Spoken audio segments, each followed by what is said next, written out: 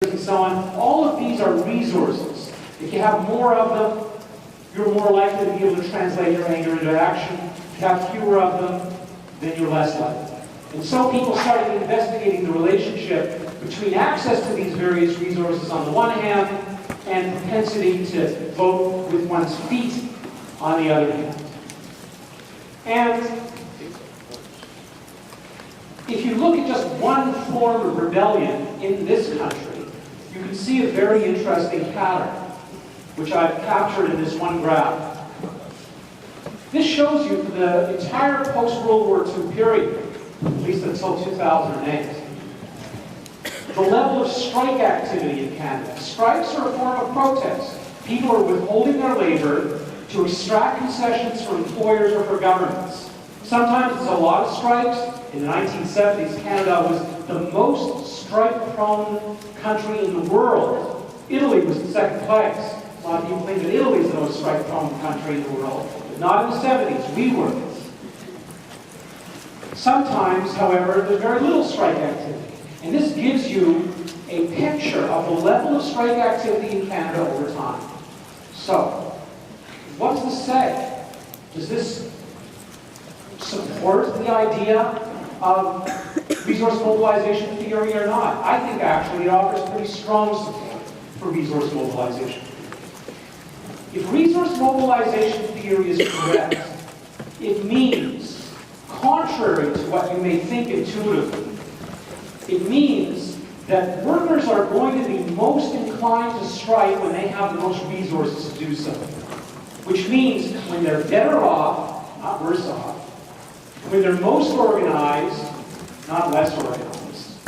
And in a time when the economy is in a relatively strong position. Why? Because when the economy is booming, when people are buying and selling and business owners are making lots of profits, the threat of a strike is particularly dangerous because it means to the employer that those high profits being earned in a boom economy are going to be taken away from him or her. If an economy is in a slack position, if it's not booming, if there's not a lot of buying and selling and trading and so on, then an employer may say, yeah, go ahead, I'll go on strike. I'm not making any money anyway. I've got all this inventory in the warehouse. I can sell that off. I don't need more of whatever you're making to be made. So I don't care if there's a strike. So, in other words, what I'm saying is that what this graph suggests, or what the resource mobilization theory suggests, is that there's going to be most strike activity when workers are relatively advantaged, when there are lots of jobs, when employers want them to stay on the job and are afraid that they might go out on strike and cut into the profits of the firm. And this is what the graph shows too. Because as I've said before, and as you should know by now, in the period from the end of World War II until around 1973, this economy, and not just this economy, other economies as well, were really booming. What was happening is that the standard of living was going up every year. Government programs were becoming more and more generous.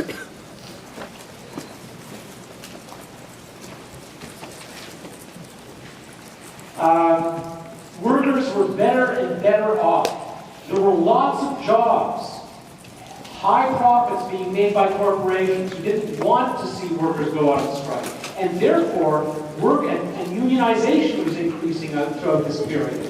And employers simply did not want to see workers go out on strike, which means that it was a very advantageous time for workers to go out on strike. And go out on strike they did, demanding higher and higher wages, better working conditions, more government programs, and so on and so forth. Then, 1973.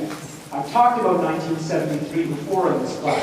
1973 was the first big oil shock when war in the Middle East caused oil prices to triple overnight. Another big oil shock occurred in 1979. All of a sudden, governments were going into huge debt, unemployment was spreading, there was lots of inflation, things were looking awful. And beginning in this period, governments started to cut back on various social programs so they could no longer afford them. Unemployment rates started to rise. And as workers became weaker, they had access to fewer and fewer resources, the level of strike activity started to fall. At the peak year of strike activity in Canada, 1974, there were 16 strikes for every 100,000 non-agricultural workers. By 2008, there was only one strike for every 100,000 non-agricultural workers in the country. In other words, the level of strike activity was 1/16 of what it was in 1974. So we see here pretty clearly that there's a strong correlation between access to resources and propensity to rebel. Notice that our intuitive understanding that we started out with, people who suffer rebel, is wrong. The next level of intuition, namely that it is relatively deprived people who rebel, also turned out to be not very successful in predicting when people would demonstrate and strike and so on. But the third level of understanding that we've reached, namely resource mobilization people, disadvantaged people rebel when they have the means to do so, does help us understand not just this pattern of activity, but the pattern of many other forms of social movements in Canada and elsewhere. It's not the latest advance in thinking about social movements. When you read the chapter on politics and social movements in New Society, you're going to be introduced to a third innovation, which is really important, namely framing theory. And I suggest if you pay careful attention to that, as goodness knows, you might be asked a question or two on that subject on the final exam. But I hope you understand that there has been an evolution in thinking and in the quality of research that's been done on this subject. Now, let me say one more thing about social movements, and then we'll move on to war. The nature of social movements has changed a lot over the past 100 years. If you go to Europe 300 years ago or so, there were people out there in the streets demonstrating. What would happen, for example, in France, would be that the government would announce that bread is going to become more expensive. It's going to become more expensive because we're fighting a war and we need to take all that bread out to the troops. And there's just going to be less in the cities and the prices are going to go up. We need to tax the population more. And there'd be bread riots. There were lots of bread riots in France and England and so on in the 1700s. People objected to increased cost of bread. And they would do awful things. They'd burn down the home of the guy who's responsible for collecting taxes in the region, or they'd string them up. They would riot in the streets and, invade government offices. In Russia, what could happen if suddenly a landowner said, look, you peasants, you need to give me more of your crop so I can sell it and make more money because I need more money for whatever reason. The peasants, confronting that sufficiently frequently, again, would go in and kill the landowner, burn his house down, rape his wife, do whatever they wanted to. There was all kinds of violent, localized protest. And that's really important, that it was violent and that it was localized. It wasn't on a national scale, and there weren't non-violent ways of demonstrating. But what happens from about the end of, from about 1700 on, actually from about 1648 on, throughout Western Europe, is that social movements tend to become less violent and they tend to take on a broader scope. They're not so localized. They're not just directed at local officials or local landowners. They tend to have bigger targets.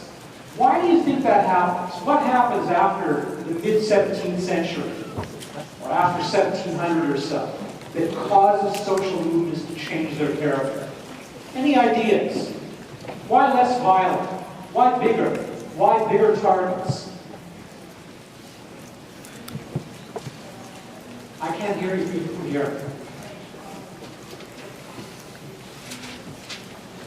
Well, she said the democratic revolution, the industrial revolution, kind of. But the big thing that happens early on, even before there's democracy or industry as we know it, is that states are formed. You know, Italy was not always Italy. And Canada was not always Canada. And Germany was not always Germany, or France, France, or the United Kingdom, the United Kingdom.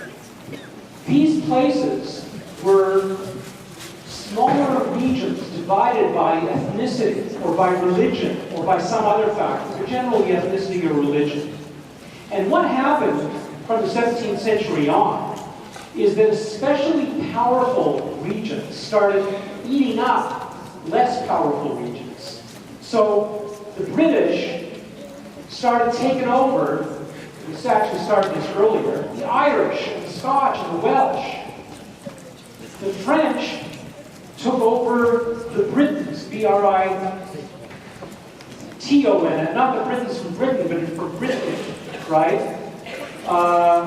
The Germans, the Prussians started taking over other areas of the area that we call Germany. And big states were created beginning from the 17th century on. And these states imposed uniform languages on the population. From now on, I don't care if you speak some obscure language. From now on, some Celtic language. From now on, you're going to talk English. All of our schools are going to teach English and not Celtic. If you want to talk that at home, that's your business. The official language of Great Britain will be English. The official language of France will be French. Not only that, but we're going to have a national army. Before, this principality had an army, and that region did, and so on. No more. Now we have one national army. And you're going to salute this flag, not your flag. This flag is going to be the flag of the entire country. Oh yes, and support the army, and the schools, and the manufacture of flags, and the singing of national anthems. We need to tax you. And we need to tax you more and more over time to support that army and our educational system and so on and so forth. So what happens from the 17th century on is that the modern nation state is created. And once the modern nation state was created, with all the paraphernalia, all of the national anthems, the saluting of the flags, the singing of the of patriotic songs and so on, when all that happened, the focus of disadvantaged people changed. It was no longer the local tax collector or the person who decided what the price of bread was going to be, or the landowner of a particular grain-growing estate in the Black Earth region of Russia, who was the focus of anger. It became the national government. Not only that, but as this woman correctly suggested a moment ago, it's not only that states are formed to become a new focus for the population, for the angered parts of the population, the dissatisfied, but there were new forms of association that were developing. Cities became bigger. There were big urban neighborhoods now, whereas before, people were dispersed over large rural areas. Huge factories were created in many of the European countries, bringing together workers who recognized that their deprivations in life were the same as the deprivations experienced by other individuals. People became literate increasingly over time. They could communicate. They could create a pamphlet which said, "Brothers and sisters, rebel with me." They couldn't have means of communication before because they were illiterate. Excuse me. So the spread of literacy and the creation of new dense patterns of residency and of work created masses of people who recognized their common plight and could act in a way that focused on these national governments. And one of the consequences of that is all of these people were a lot more powerful than a bunch of peasants scattered around the countryside who didn't have any connection with one another. Their relative power grew, and when you become relatively powerful, you don't have to be so violent. You can say things like, you know what, if you guys don't create a better social welfare system for us, if you refuse to give us a living wage for our family in exchange for our labor, we'll stop working. We're going to hurt you so bad over the next weeks and months. You're going to suffer so terribly, you're not going to have enough to eat. Well, when people are powerful enough to say things like that, they don't have to be violent. And that's exactly what happens in Europe and in other parts of the world where states are formed and these new collectivities emerge. The level of violence and social movements decreases. Memberships become nationwide, increasingly powerful, and increasingly able to extract concessions from employers and the state. I made a picture, or a graph, not a graph, a table, illustrating this. It's taken 3 years, 1700, 1900, and then 2000. I'll talk about 2000 in a minute. What happens here between the first column and the second, between 1700 and 1900, is that largely due to the growth of the state, and also the formation of new collectivities and so on, social movements become larger, more nationally oriented, and less violent. And then, in the last third of the 20th century, there is a third, or a new development in the whole area of social movements. Now, increasingly, social movements are not national in scope, but international in scope. A nuclear disarmament movement, an environmental movement, a women's movement, a movement of homosexuals, gay people, and lesbians. Those are international movements. They're not constrained by national boundaries. And these are the new movements that started emerging in the 1970s, particularly from the 1970s on. And the reason that these movements start emerging in the 70s in particular, it's partly the inspiration of the civil rights movement in the United States in the 60s that did this. But I would say even more important than that is the force of globalization. The ability of people to communicate internationally and to move internationally with ease enables people to recognize increasingly that they have interests that transcend national boundaries. And furthermore, that certain problems are not national in scope. The United States and a few other countries are nuclear powers. But in the 80s in particular, people realized that the problem of having nuclear weapons in the world that could destroy us hundreds of times over, that's how many nuclear weapons there are in the world, could destroy the entire planet hundreds of times over, that's not a problem of any particular country. That's a problem for everyone. And similarly, the problem of the Brazilian rainforest, the fact that it's getting cut down by ranchers and loggers, and the lungs of the world are no longer operating as they should, absorbing the carbon dioxide from the atmosphere, recognizing that the cutting down of that forest, of the Brazilian rainforest, is increasing global warming internationally because of the inability to remove carbon dioxide from the atmosphere. That's an international problem. It transcends national borders. So people start communicating, traveling at a scale that they never have in the last 3 decades of the 20th century, and realizing that many issues that we face are not national issues anymore, they're global. And so we have the emergence of these new social movements, as they're called, from the 70s on. All right, that's all I got. You can read more about the new social movements, the kinds of people who joined them, the circumstances in which they emerge in the chapter.